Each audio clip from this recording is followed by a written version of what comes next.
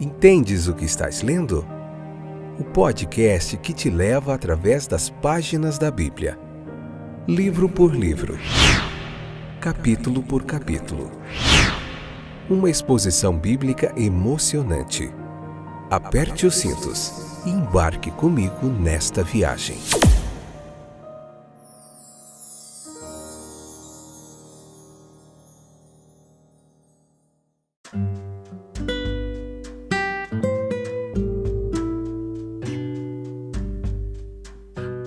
Olá, gente boa de Deus, que bom estar aqui novamente com vocês. Eu sou o Fábio e este é o excepcional, fora de série, fantástico podcast de Entendes o que estás lendo. Quanta propaganda, hein?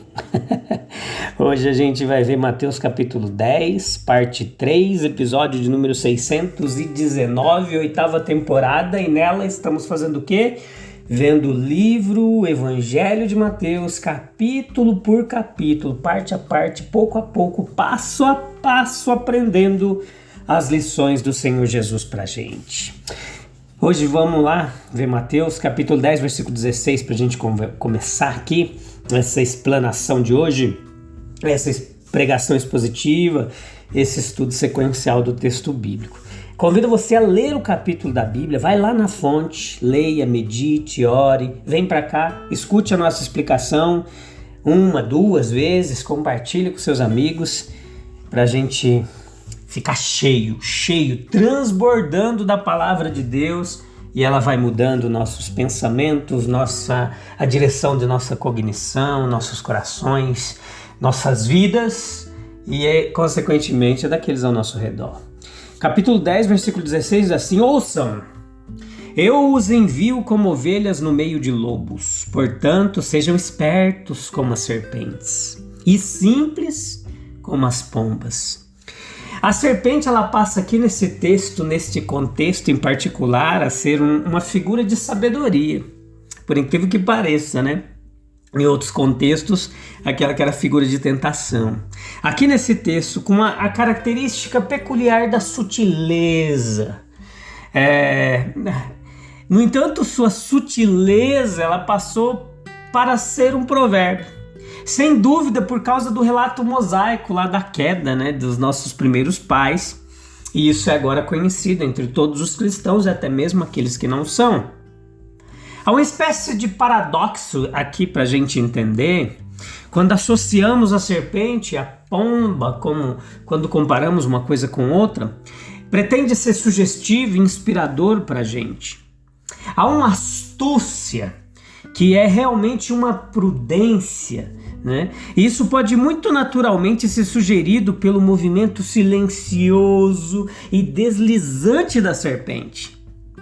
Veja que existe uma simplicidade que é tolice. E existe uma simplicidade que é prudente. Atenta às ocasiões, hábil nos ajustes, que sabe quando agir, quando se conter, quando falar, quando se calar. Essa é a habilidade prática de ordenar sabiamente a nossa vida. Um grupo de eremitas, ele discutiu certa vez qual seria a virtude, qual das virtudes seria mais necessária para se chegar à perfeição. Um disse castidade, o outro humildade, um outro, por sua vez, disse justiça. Mas um cristão certa vez disse: olha, a virtude mais necessária à perfeição, ou o melhor que você pode alcançar, é a prudência, pois as ações mais virtuosas dos homens, a menos que sejam governadas e dirigidas por uma prudência, elas não são agradáveis a Deus, nem úteis aos outros. Ao fazer a obra de Deus, meus queridos, nós precisamos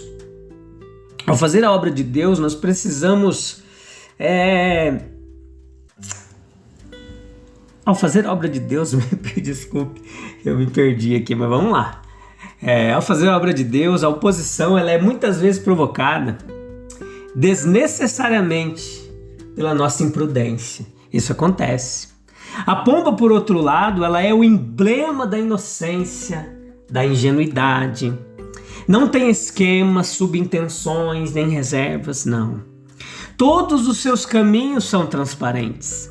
Se os apóstolos agissem de modo a produzir a impressão de que tinham objetivos próprios a servir, eles teriam colocado as pessoas em alerta para que os apóstolos não se aproveitassem deles. Prudência e simplicidade podem, portanto, andar juntas de mãos dadas. Versículo 21 do capítulo 10 nos traz uma outra reflexão. O irmão trairá seu irmão, o intrigará à morte, assim também o pai ao seu próprio filho. Os filhos se rebelarão contra os pais e os matarão. Jesus alerta os apóstolos de que a sua missão envolveria perseguição. O nosso Senhor, ele mostrou claramente que tal perseguição estava no plano divino, e se está no plano divino, é uma bênção. Sim, foi de fato uma bênção disfarçada. O lado, chamamos assim, de calamitoso, angustiante da perseguição religiosa, ele tem sido tão frequentemente abordado que pode ser bom a gente olhar por um lado positivo disso. A perseguição religiosa, ela tem seus usos, seus ministérios importantes. De uma forma ou de outra, foi encontrada em todas as épocas da história da igreja. E a igreja de todas as épocas tem sido melhor por causa disso.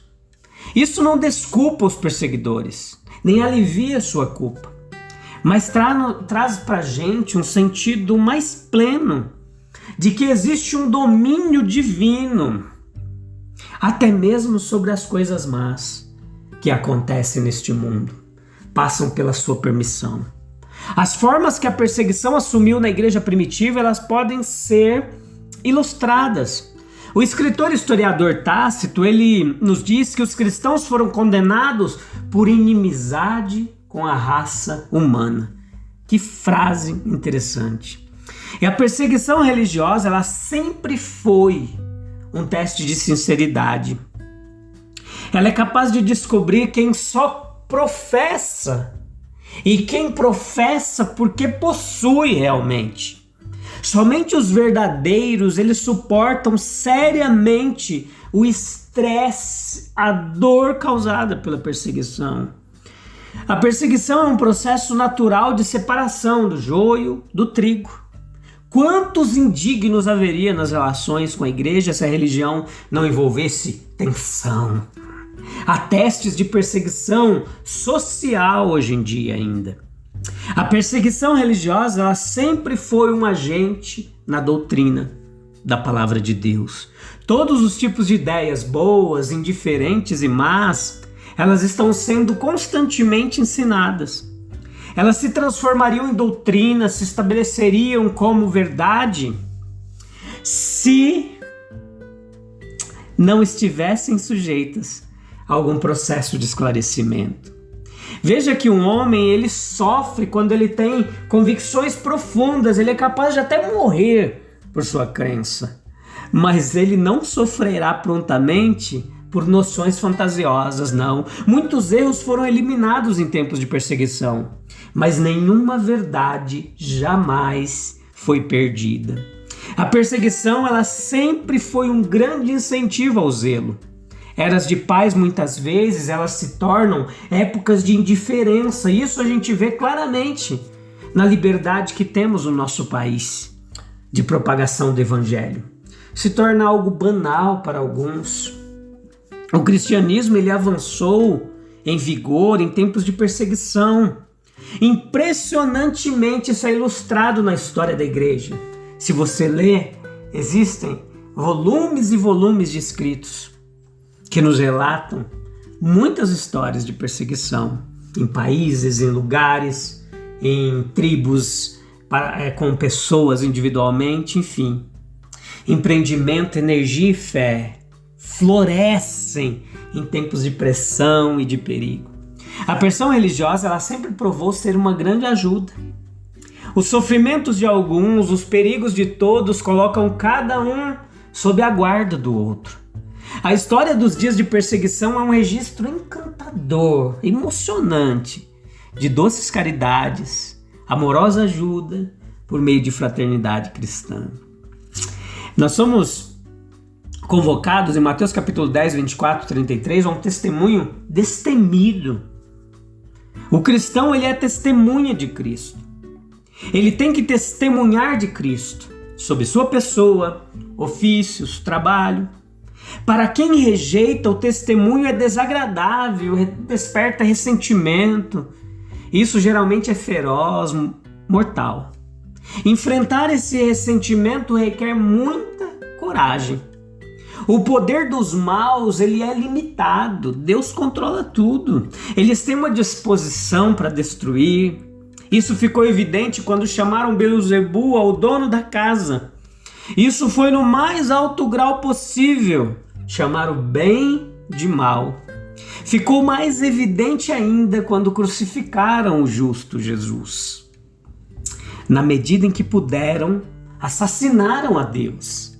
O discípulo não está acima do seu mestre. Ele não tem motivos para esperar um tratamento diferente também do mundo.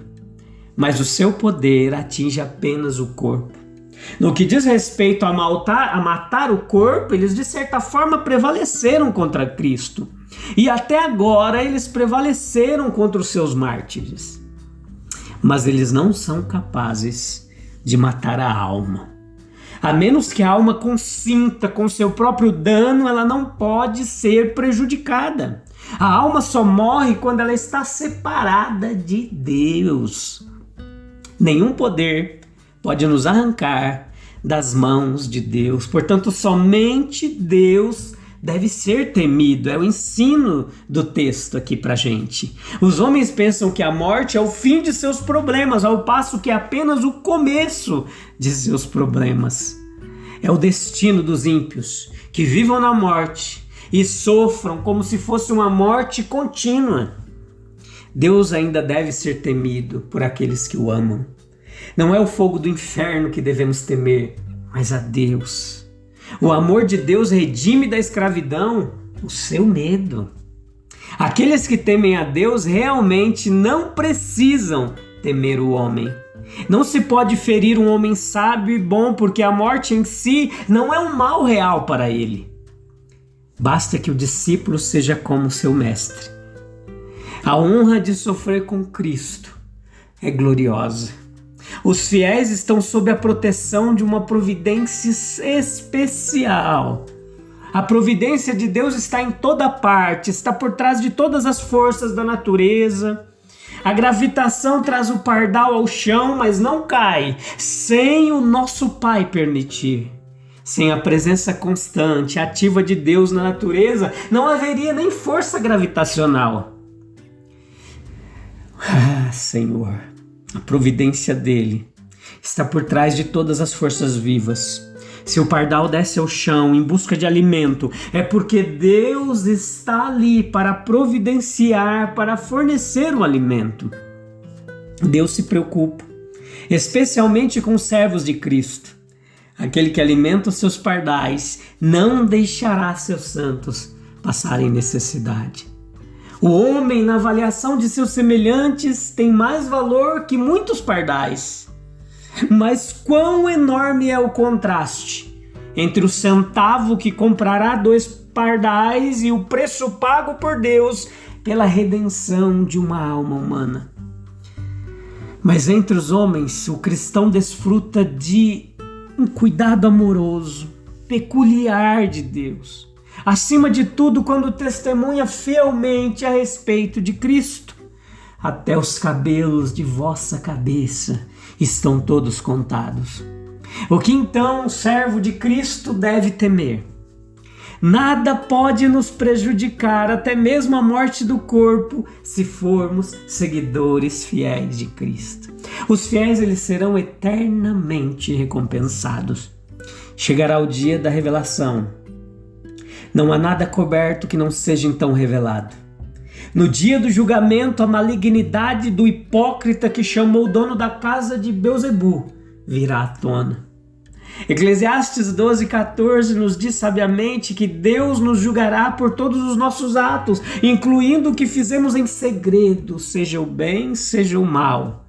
E o mesmo acontecerá com a fidelidade das testemunhas caluniadas de Cristo. Mesmo neste mundo, aqueles que antes eram considerados a escória de todas as coisas já são justificados.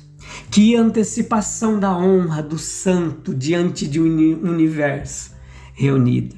O dia da revelação poderá ser chamado também do dia da retribuição.